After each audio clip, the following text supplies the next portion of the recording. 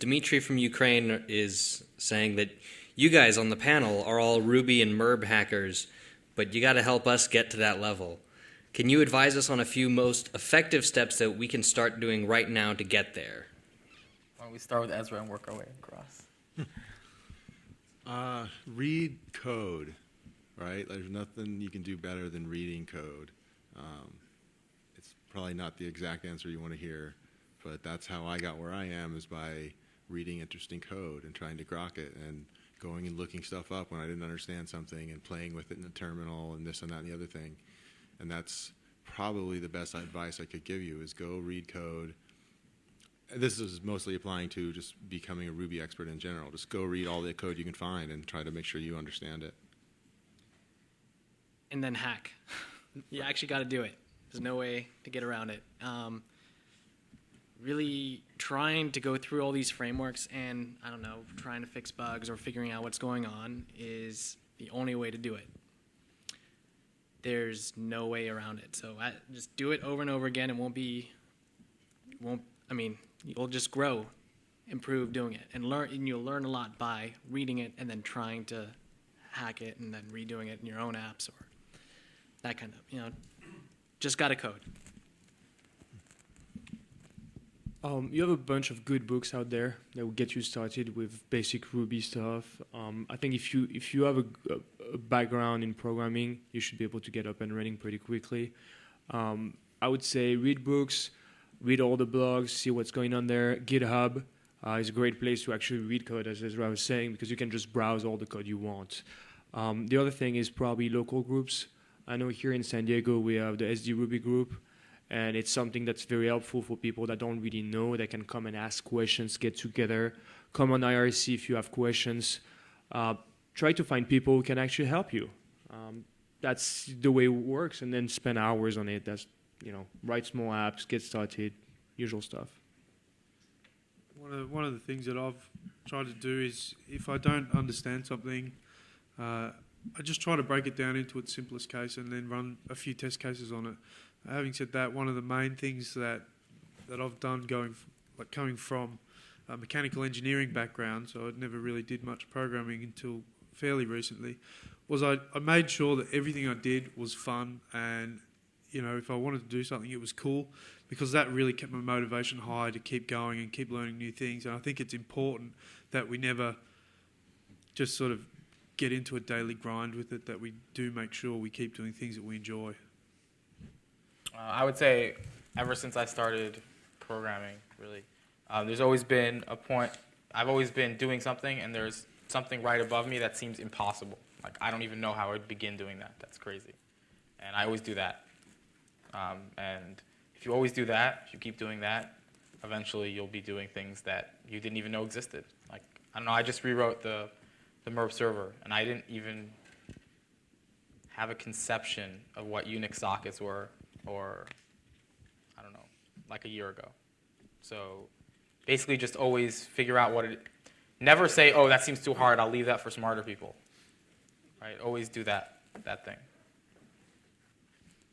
I would say just write code, and specifically write code you care about. Scratch your own itch. If you're going to write code just for the purpose of learning how to write code, you're going to get bored and stop really fast. So find something you're interested in learning how to program. Find something you're interested in, you want to program for, and write that program. And just do it. I mean, try it. Try and make it work. Release it as open source. Let people tear it to shreds, and learn.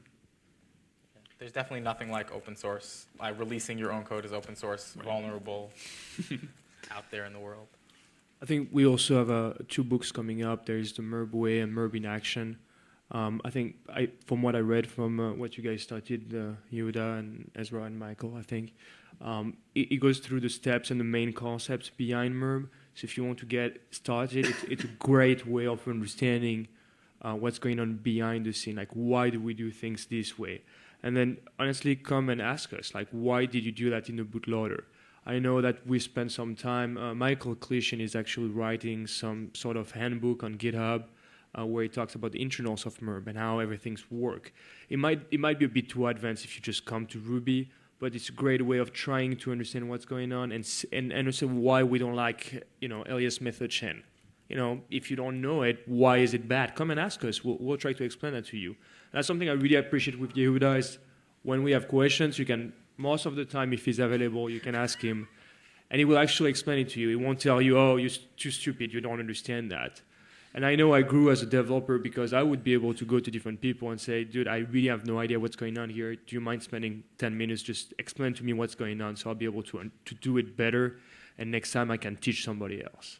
Also, I would say the book that came out recently called The Ruby Programming Language by Mats and Joe Flanagan is, you have to actually read it, but it really goes through, this is not about programming, but it's more about like understanding quirks of Ruby. It really goes through a lot of little quirks of Ruby, like what's the difference between a lambda, a proc, and a block? A lot of people don't know the answer to that question. But it goes through it in meticulous detail. How does multiple assignment work in Ruby?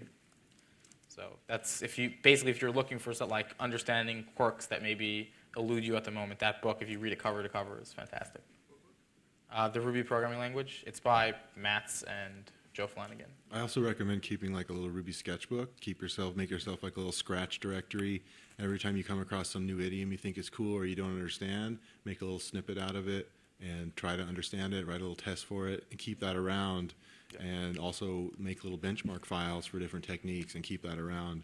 And that will really help you pick up on all the quirks and edge cases in the language and give you, it takes a while because there's a lot of edge cases, but once you get a feel for what constructs are expensive and what are not in Ruby, you will be thinking in Ruby, and keeping a sketchbook like that really helps. Yeah, definitely benchmark mercilessly.